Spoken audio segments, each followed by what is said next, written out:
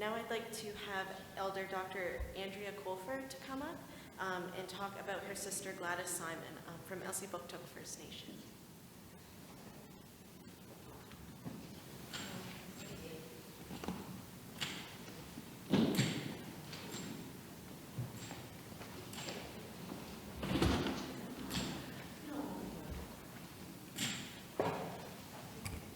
Hello. Well, I just want to start off by saying I'd like to honor my fellow sisters in spirit. We have Denise and we have Sherry and we have family members in the audience that know somebody that has gone missing and murdered in the Indigenous communities. I want to say a shout out to my friend here. She sits beside me in my St. Mary's when we're vending, and she belongs to the Elders Committee from Kingsclear, and the firekeeper as well. So right now I'm focusing on them as my sacred, as my eagle feather, because I don't have one to hold for strength, and my daughter and my godson Thunder back there for some strength, because sometimes when I talk about my sister Gladys Marie Simon, it's really difficult. Other times I'm okay, but I think tonight is a difficult time for me. So I'll do my best. Gladys in the early 2000s went missing from the Campbellton Hospital, and her partial remains were found eight years and 2 months later. And at that time, nobody helped my family look for her. And I was really angry at my community. And it took me a while. Oh, thank you very much. It took me a while before I could come to grips with my community. And when I reflect on it, it's not that they didn't care. They were just as affected as I was. Who knows what to do?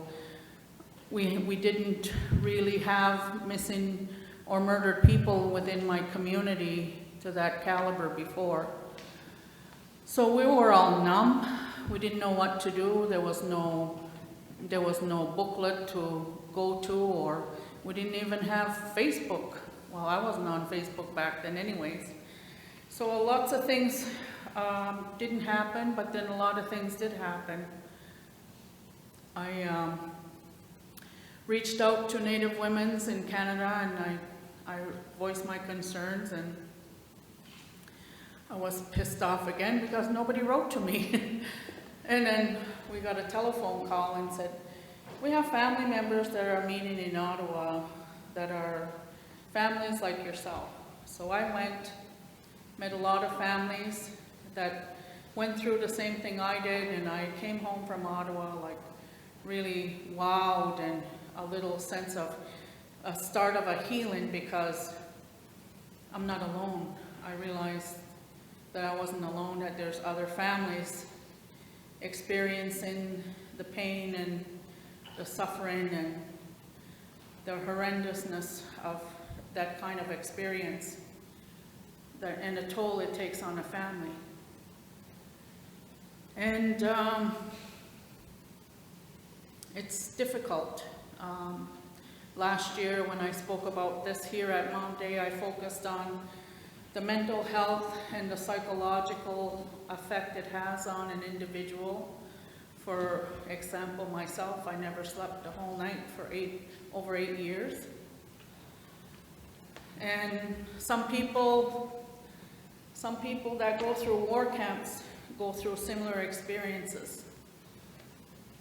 And I'm not going to get into details because I don't want everybody to leave here feeling worse than what you should. But that's for another time, another day. Maybe I'll write about it someday. But you get the picture. And the things, what it's done to my children and everybody around me, it was hard. So Over the years, I tried to take my hurt and change it into a strength base and start to provide some advocacy and some education to stop this, the disappearances and murder of our Indigenous women and girls. So through the National Inquiry for Missing Murdered Indigenous Women and Girls, LGBTQ, two-spirited trans individuals, I met these wonderful ladies. They're my sisters from another mother. But we all have a common denominator. We're all linked together through these red dresses. So now that the inquiry is over, I'd like to see a new Canada, a world that takes us one step beyond the red dresses. The red dress was a great symbol. It was like phase one. So I ask that we move beyond that phase and we move towards calls of action. What can we do in our own individual lives to stop this atrocity of our women going missing and murdered?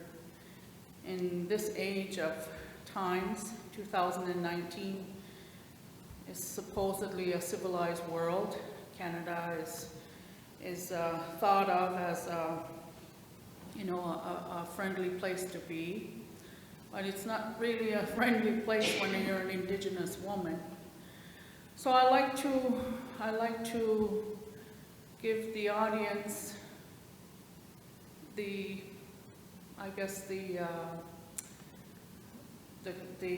challenge to help us as family members to create a new social memory for our future generations. And that social memory being, we will not be missing murdered Indigenous women. Maybe the dresses that we put up there will be different colors to symbolize that we're protected and we're equals to everyone. Yes, Biadosi.